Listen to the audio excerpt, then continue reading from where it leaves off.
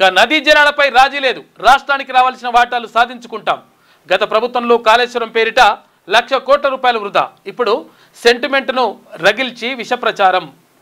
2047 నాటికి game changer కావడమే లక్ష్యం. అగ్రగామిగా తెలంగాణ, ఇదే మా విజన్ అని చెప్పేసి స్వాతంత్ర దినోత్సవ ప్రసంగంలో నిన్న ముఖ్యమంత్రి రేవంత్ రెడ్డి మాట్లాడాడు. గోల్కొండ కోటపై జాతీయ జెండా ఆవిష్కరణ అంటూ ఒక వార్త కనిపిస్తూ ఉంది.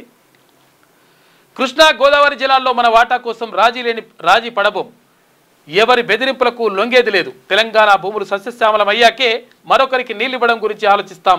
నెహ్రూ హయాంలో నిర్మించిన నాగార్జున సాగర్, శ్రీశైలం, శ్రీరామ్ సాగర్తోనే రాష్ట్రానికి నీళ్లు అందుతున్నాయి.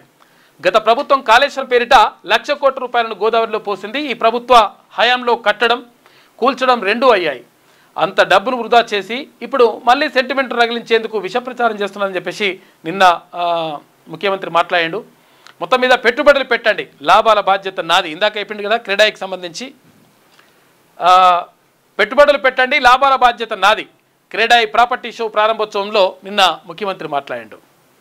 ఇక రాజ్భవన్లో గవర్నర్ విందు, ఎట్ హోమ్కు హాజరైన సీఎం, తర్వాత సీజే మంత్రులు అని చెప్పేసి ఒక వార్త కనిపిస్తూ ఉంది. మొత్తం మీద నిన్న ముఖ్యమంత్రి దీనికి సంబంధించి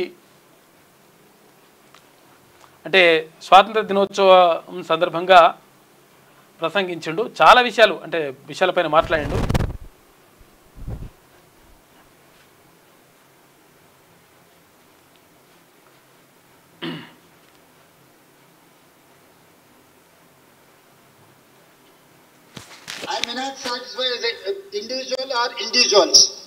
నేను ప్రతి వ్యక్తిని సంతోషపెట్టలేకపోవచ్చు. ప్రతి వ్యక్తి ఏదో ఒక అంశంతో నా దగ్గరకు వచ్చినప్పుడు వాళ్ళు అనుకున్న మేరకు నేను సహకరించకపోవచ్చు. దానికి నాకు పరిమితులు ఉండొచ్చు. నేను మధ్యతరగతి మనస్తత్వం ఉన్నవాడిని. పెద్ద పీట వేస్తున్నాం.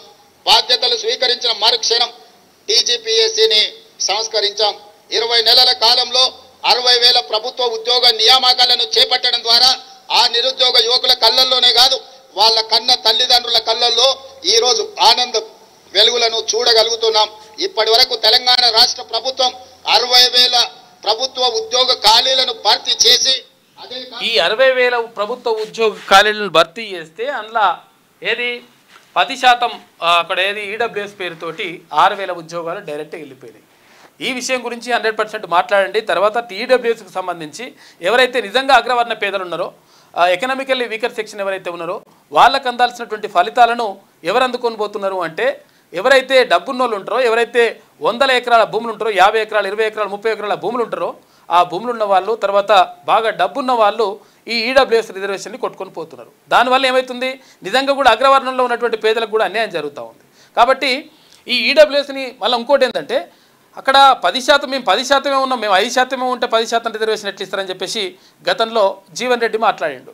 అంటే అక్కడ రిజర్వేషన్కి సంబంధించి గతంలో కేసీఆర్ అంటే కేంద్ర ప్రభుత్వం తీసుకొచ్చినటువంటి ఏదైతే రిజర్వేషన్ సిస్టమ్ ఏదైతే ఉందో దాన్ని అక్కడ ధన్మన ఇంప్లిమెంట్ చేసేసిండు అప్పుడున్నటువంటి కేసీఆర్.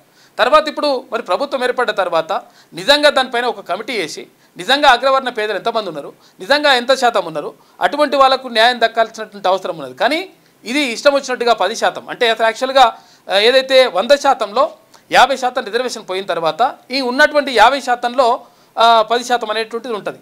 అది కాకుండా 100%కి 100%, 10% రిజర్వేషన్ తీసేసి మొత్తం కూడా బీసీ, ఎస్సీ, ఎస్టీలకు అన్యాయం చేస్తున్నటువంటి మాట వాస్తవం. తర్వాత ఇంకోటి ఏంటంటే నోటిఫికేషన్ల విషయంలో ఇప్పుడు 60,000 ఉద్యోగాలు ఇచ్చినామని చెప్పేసి అంటున్నారు. మరి మీరు ప్రకటించింది ఏంటి అంటే 2 లక్షల ఉద్యోగాలు ఇస్తామని చెప్పేసి ప్రకటించారు. మరి ఆ 2 లక్షల ఉద్యోగాల సంగతి ఏంది? తర్వాత ఈడబ్ల్యూఎస్కి సంబంధించినటువంటి అంశం పైన కూడా కుదించాల్సినటువంటి అవసరం ఉన్నది. ఇదే కాకుండా ఇంకా ఈ 42% రిజర్వేషన్ ఏదైతే బీసీలకు మీరు ప్రకటించారో, బీసీలకు విద్యా ఉద్యోగాల్లో, తర్వాత ఇక్కడ స్థానిక సంస్థల్లో బీసీలకు 42% రిజర్వేషన్ కల్పిస్తామని గతంలో కాంగ్రెస్ పార్టీ హామీ ఇచ్చింది. మరి ఆ ఇచ్చినటువంటి హామీని ఎట్లా నెరవేరుస్తారు? నెరవేర్చి మిగతా ఉద్యోగాలు కూడా వేయాల్సినటువంటి బాధ్యత ప్రభుత్వం పైన ఉన్నది. అది కూడా మాట్లాడితే బాగుంటుండే. మరి రిజర్వేషన్కు సంబంధించి కానీ, తర్వాత ఇక్కడ ఈడబ్ల్యూఎస్కి సంబంధించి కానీ అటువంటి ప్రసంగంలో మాత్రం ఆ విషయాలు రాలేదు.